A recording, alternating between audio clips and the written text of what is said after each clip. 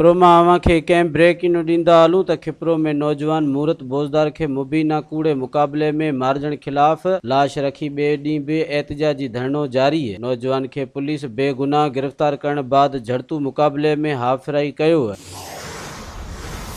जेको फो थी वियो आहे। इन मौके ते वासन एहतजाज कंदे चयो है त जेसी ताईं केस दाख़िल न थींदो तेसी ताईं लाश दफ़न न कंदासीं। 2 ॾींहनि खां मुसलसल एहतजाज थियण सबबि ईंदड़ वेंदड़ गाॾियूं बीहजी वयूं आहिनि। मुसाफ़िरनि खे अचण वञण में सख़्त तकलीफ़ुनि खे मुंहुं ॾियणो